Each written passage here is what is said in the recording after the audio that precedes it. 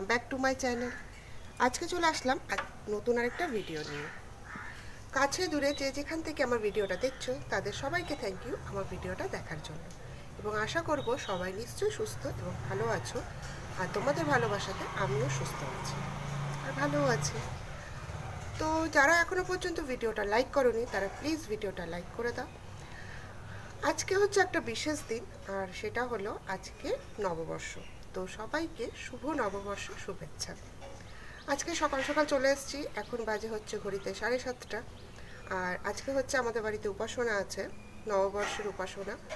তো সেটা কেমন করে সাজানো হয়েছে সব তোমাদের সাথে শেয়ার করব।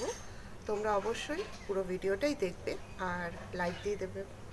তো ঠিক আছে, এখন বেশি কথা বলছি না, তার কারণ হচ্ছে উপাসনার ওপরে মানে ঠাকুর ঘরে যেতে হবে। তো পরে আবার তোমাদের সাথে আমি আসছি, অনেক গল্প করব। সকাল 8টার থেকে উপাসনা হবে সেটা তো তোমাদেরকে বললামই, আর সকাল সকাল ভিডিও করে নিচ্ছি যে পাপা কিভাবে আসনটা সাজিয়েছে তোমাদেরকে দেখানোর জন্য। তো দেখো কত সুন্দর লাগছে আসনটা। গাঁদা ফুল বাদ দিয়ে সব ফুলই আমাদের বাড়িরই। অনেক ভোরবেলা থেকে উঠে মামুনি আর সুচিত্রা মাসি ফুলগুলো সব তুলেছে। এখানে দেখো কত রকমের ফুল আছে, সাদা ফুল, টগর ফুল, গোলাপ, তারপরে জবা, করবী, সব আমাদের বাড়িরই ফুল। আর হলুদ ফুলগুলোর কী নাম ওগুলো আমি জানি না, সূর্যমুখীর মতো ফুলগুলো অনেকটা। তো সকাল 8টার থেকে উপাসনা হবে বলে অনেক ভোর থেকে উঠেই পাপা মামুনি সব রেডি করছে। আসন সাজানোটা কেমন লাগলো তোমরা কিন্তু অবশ্যই আমাকে কমেন্ট করে জানাবে। আর এই দেখো বাবামণির অঞ্জলি এখানে সাজানো হয়েছে নানা রকমের ফুল দিয়ে। আমাকে অনেকেই কমেন্ট করো যে অঞ্জলির ফুলটা খুব সুন্দর করে সাজানো হয়েছে, তো তাদেরকে থ্যাংক ইউ জানাচ্ছি। আর এই হচ্ছে বাবামণির আসন। বাবামণি আমাদের সাথে বসেই পরম ব্রহ্মের উপাসনা করেন, তাই তার আসনও পাতা হয়। তোমরা যারা বাবামণির শিষ্য আছো তারা তো অবশ্যই জানো সেটা। তো সকাল সকাল এই সাজানো উপাসনা করে বেশ নববর্ষের দিনটা ভালোই কাটলো। তারপর বসে গেলাম চা নিয়ে। চা আর মুড়ি, তোমাদেরকে তো আমি সবসময় বলি আমার চা মুড়ি খেতে ভীষণ ভালো লাগে। তো চা মুড়ি খেয়ে তারপরে তো রান্না বান্না শুরু হবে। আর বাজারকে যাবে এই গরমে, এই নিয়ে একটু ঝামেলার সৃষ্টি হচ্ছিল। তো মামুনি বললো তার থেকে ডিমই করা হোক। ডিম খেতে ভালোই লাগে আমারও। আমি চিকেন মাটন খুব একটা ভালোবাসি না, তবে চর্বিওয়ালা মাটন আমার বেশি ভালো লাগে। আর এই দেখো আমি কিভাবে আলু পোস্ত বানাই পেঁয়াজ দিয়ে, সেটা তোমাদের সাথে শেয়ার করলাম। আমি তেলের মধ্যে কালো জিরে দিয়ে আলুটাকে একটু ভালোভাবে ভেজে নিই, তারপরে পেঁয়াজটা একটু মোটা মোটা করে কেটে এর মধ্যে দিই। অনেককেই দেখেছি পেঁয়াজটা আগে দেয়, আর আমি হচ্ছে পেঁয়াজটা আলু ভাজার পরে দিই, দিয়ে হালকা একটু ভেজে নিই। এতে গন্ধটা খুব সুন্দর ছাড়ে আর খেতেও খুব ভালো লাগে। তো তোমরাও কখনো এরকম পেঁয়াজ পরে দিয়ে দেখো, খুব ভালো লাগে। তো তারপরে তো পোস্ত দিয়ে দিলাম, তারপর সবাই যেরকম বানায় সেরকমই। আর আলুটা একটু বড় বড় করে কেটে দেওয়া হয়েছে, তার কারণ হচ্ছে এটা চন্দ্রমুখী আলু।